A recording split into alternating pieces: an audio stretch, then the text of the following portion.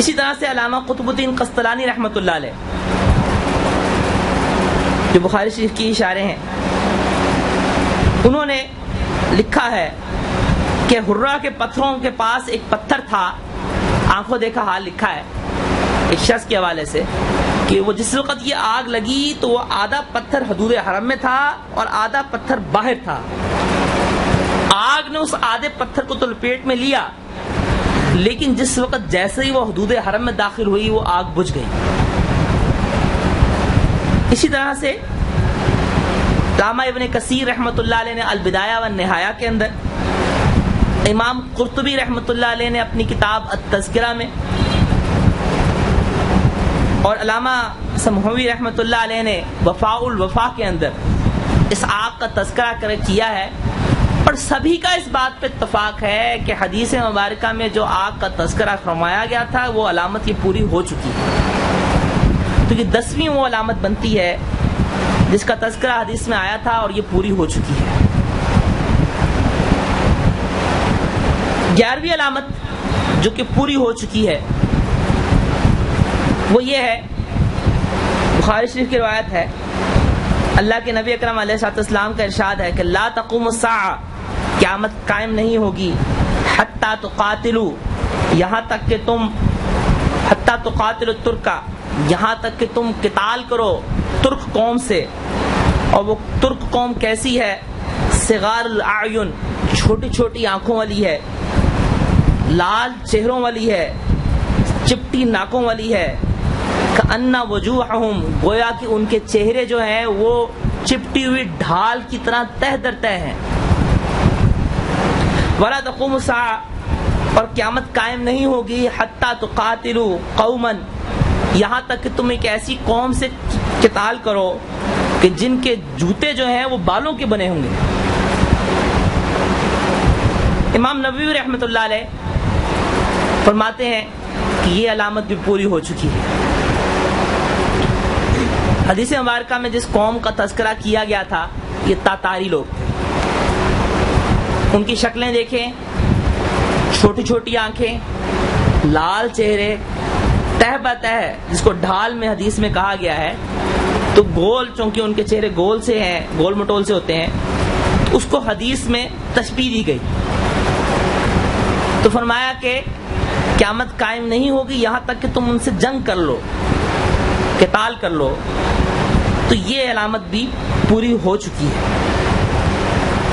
اسی طرح سے اللہ کے نبی اکرم علیہ السلام نے ایک اور روایت کے اندر تذکرہ فرمایا حضرت عدی رضی اللہ تعالیٰ عنہ کو مخاطب کر کے کہ اے عدی، اگر تمہاری امت نے وفا کی تو تم دیکھو گے کہ ایک عورت اپنی سواری پہ حیرہ سے بیٹھے گی اور کعبہ پہنچ کر طواف کرے گی اور اسے سفر میں اللہ کے علاوہ کسی کا بھی خوف نہیں ہوگا.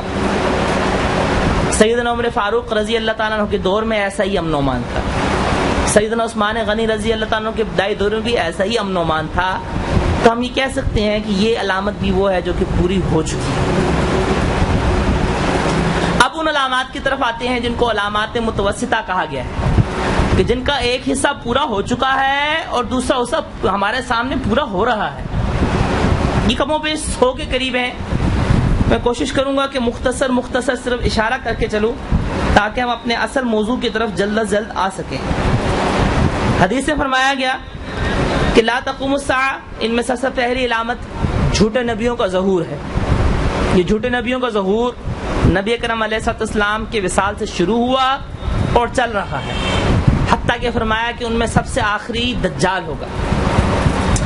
حدیث مبارکہ بخاری شریف کی روایت یہ ہے کہ لا تقوم الساعہ، قیامت قائم نہیں ہوگی یہاں تک کہ اللہ جل شانہ دجال اور کذاب لوگوں کو اٹھائے بھیجے، قریب من 30 جو کہ 30 کے قریب ہوں گے، ان میں سے ہر ایک نبوت کا دعویٰ کرے گا.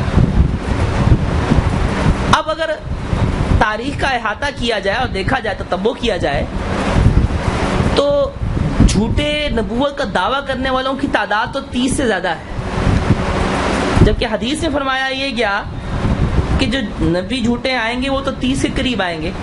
محدثین حضرات کا جواب یہ دیا ہے کہ جن کا تذکرہ حدیث میں فرمایا گیا ہے 30 کا، ان 30 سے وہ لوگ مراد ہیں کہ جن کو شہرت نصیب ہو اور ان کے پیروکاروں کی تعداد ذرا پھیلی ہو، وہ مراد۔ اب ایسے لوگ کتنے ہیں؟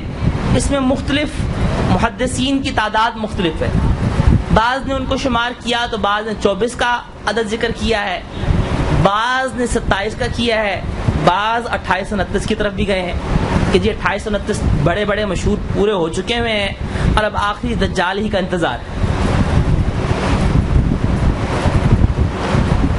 اسی طرح علامات متوسطہ میں سے دوسری علامت جس کا تذکرہ حدیث سے ملتا ہے وہ ہے قتل کی کثرت، کہ قتل بہت کثرت سے پھیل جائے گا۔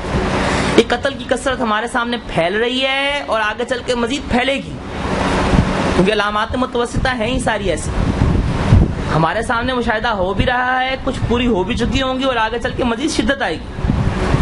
اللہ کے نبی اکرم علیہ السلام کا ارشاد ہے والذی نفسی بیدہ، مسلم شریف کی روایت ہے کہ قسم ہے اس ذات کی جس کے قبضے میں میری جان ہے، دنیا نہیں ختم ہوگی حتی یاتی علی الناس، یہاں تک کہ لوگوں پر ایک ایسا دن آئے کہ قاتل نہیں جانتا ہوگا کہ وہ کیوں قتل کر رہا ہوگا، اور مقتول کو یہ نہیں پتا ہوگا کہ فیما قتلا، اس کو کیوں قتل کیا گیا۔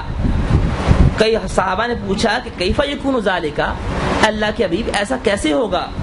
فرمایا قال الحرج، قتل کی کثرت کی وجہ سے ہوگا۔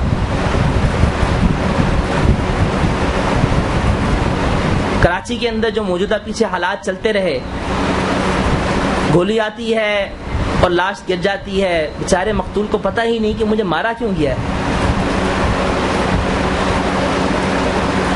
بہرحال اگر قتل کی اس کثرت کا جائزہ ہم لیں، ساری انسانی تاریخ کے قتل ایک طرف اور موجودہ دور کے قتل ایک طرف۔ پہلی جنگ عظیم میں 1.5 کروڑ کے قریب انسان قتل ہوئے، دوسری جنگ عظیم میں 5 کروڑ کے قریب انسان قتل ہوئے، ویتنام کی جنگ میں 30 لاکھ، روسی جنگ میں 1 کروڑ، عراق کی 2 جنگیں جو کویت کے ساتھ اور ایران کے ساتھ رہی 10 لاکھ، شام کی موجودہ جنگ میں ابھی تک 2 لاکھ لوگ قتل شہید ہو چکے ہیں، قتل ہوئے ہیں شہید ہوئے ہیں، اللہ ہی کو پتہ ہے۔ تو قتل کی یہ کثرت آپ پوری تاریخ انسانی ایک طرف دیکھیں اور یہ اس موجودہ دور کی قتل کی کثرت دیکھیں۔ اسی طرح اللہ کے نبی اکرم علیہ السلام کا ارشاد ہے کہ قرب قیامت میں دیانتداری ختم ہو جائے گی، لوگوں میں امانتداری ختم ہو جائے گی۔ ایک اعرابی آئے اور انہوں نے آ کر نبی اکرم علیہ حدیث مبارکہ کا مفہوم ہے، بخاری شریف کی روایت ہے کہ انہوں نے آقا علیہ السلام سے عرض کیا کہ یا رسول اللہ قیامت کب آئے گی؟ آپ علیہ السلام کوئی بات فرما رہے تھے، جب وہ بات مکمل ہو گئی تو آپ علیہ السلام نے ان کو بلایا اور کہا کہ قیامت اس وقت آئے گی، سنو جب امانتیں ضائع کی جانے لگیں تو تو قیامت کا انتظار کر۔ اس نے عرض کیا کہ امانتیں کیسے ضائع ہوں گی، لوگ کیسے امانتوں کو ضائع کریں گے؟ تو آپ علیہ السلام نے فرمایا کہ جب معاملات نااہل لوگوں کے سپرد کیے جائیں تو یہ امانتوں کا ضائع ہونا ہے۔ سیٹ کے اوپر اس شخص کو بٹھایا جائے جس کو پتہ ہی نہیں کہ اس کو چلانا کیسے ہے۔ موجودہ دور میں ہم اس کا مظاہرہ دیکھ بھی رہے ہیں اور آگے چل کے یہ مزید بڑھے گا۔ اسی طرح حدیث میں فرمایا گیا کہ تم ضرور بھی ضرور پچھلی امتوں کے نقش قدم پہ چلو گے، لَتَتَّبِعُنَّ سُنَنَ الَّذِينَ مِن قَبْلِكُمْ شِبْرًا بِشِبْرٍ وَذِرَاعًا بِذِرَاعٍ، کہ تم پچھلی امتوں کی اتنی پیروی کرو گے حتی لو دخلوا فی جحر ذب، اگر وہ کسی بجو کے کھو میں وہ داخل ہوئے ہوں گے تو تم بھی داخل ہوگے۔ صحابہ کرام اجمعین نے پوچھا کہ یا رسول اللہ آپ کا یہود و نصارہ کی بات کر رہے ہیں کہ ہم یہود و نصارہ کی اتباع کیا کریں گے؟ فرمایا کہ قال فمن، تو اور کس کی بات کر رہا ہوں؟ آج کل کے مسلمان کو دیکھ لیں، چہرے سے کہیں مسلمان لگے گا ہی نہیں، ہمارا تہذیب، ہمارا تمدن سب کا سب ہم نے یہود و نصارہ کے نقش قدم پہ چل رہے ہیں۔ اسی طرح انہی علامات متوسطہ میں سے فرمایا گیا کہ قرب قیامت میں لونڈی اپنی مالکہ کو جنم دے گی۔ بخاری شریف کی روایت کے الفاظ ہیں حدیث جبرائیل کے۔ محدثین نے اس کی تشریح میں دو معنی لکھے ہیں۔ ایک تو یہ لکھے ہیں کہ مائیں ایسے بیٹے پیدا کریں گی کہ جو اپنے بیٹے بڑے ہو کر اپنی ماؤں سے لونڈیوں جیسا سلوک کریں گے، بدتمیزی کریں گے، اور آج کی اولاد کا یہی حال ہے کہ ماؤں سے اور باپوں سے بدتمیزی کرنے میں وہ ایسا ہی بات کر رہے ہوتے ہیں کہ جیسے کوئی اپنے نوکر سے بہیو کر رہا ہے۔ یہ اولڈ ہاؤسز بنانا اور بننا، یہ اولڈ ہاؤسز جو آباد ہوئے ہیں، یہ انہی نافرمان اولادوں کی وجہ سے تو ہوئے ہیں۔ اسی طرح حدیث میں فرمایا گیا، طبرانی شریف کی روایت ہے کہ بین یدی الساعہ، قرب قیامت میں سود پھیل جائے گا۔ آج کا بینکنگ سسٹم چیک کر لیں کس طرح سے سود پھیلا ہوا ہے، اور آگے مزید چل کے آگے کیا شدت آتی ہے، اللہ کو علم۔ اسی طرح حدیث میں فرمایا گیا کہ سیکون فی آخر الزمان، کہ آخری زمانے کے اندر گانے بجانے کی کثرت ہو جائے گی اور گانے بجانے کے آلات بہت تیزی سے پھیل جائیں گے، جس سے ہمارا مفہوم ہے کہ ہر گھر سے گانے کی آواز آئے گی۔ صحابہ کرام رضی اللہ عنہم اجمعین سنتے ہوں گے تو یقیناً تعجب کریں، لیکن آج کل کے دور میں موبائل نے اس کا عملی نمونہ ہمارے سامنے دکھلا دیا ہے کہ ایک ریڈیو والا بھی جا رہا ہے تو اس سے بھی موبائل پہ گانے لگائے ہوئے ہیں۔ ہر شخص کے ہاتھ میں موبائل کی شکل کے اندر گانے بجانے کا ایک ایسا آلہ آ گیا ہے کہ غریب سے غریب آدمی اگر وہ پہلے سے بچا بھی ہوا تھا تو وہ بھی اس میں مبتلا ہوا ہے۔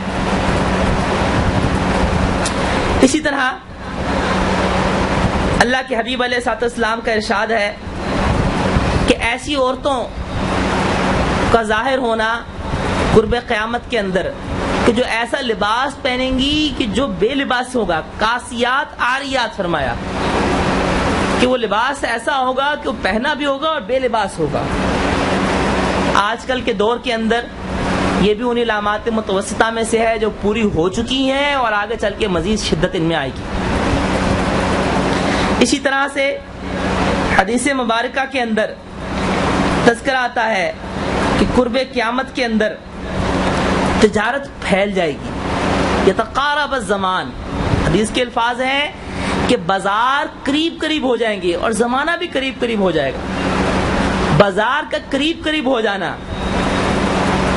آج کل کی online sale and purchase, یہ اس کا عملی جیتا جاگتا ثبوت ہے کہ بازار بالکل قریب ہو گئے ہیں۔ آپ نے امریکہ سے پرچیز کرنی ہے، آپ نیٹ کے ذریعے سے ابھی اسی وقت آرڈر کریں، چیز منتخب کریں، سلیکٹ کریں، آ جائے گی۔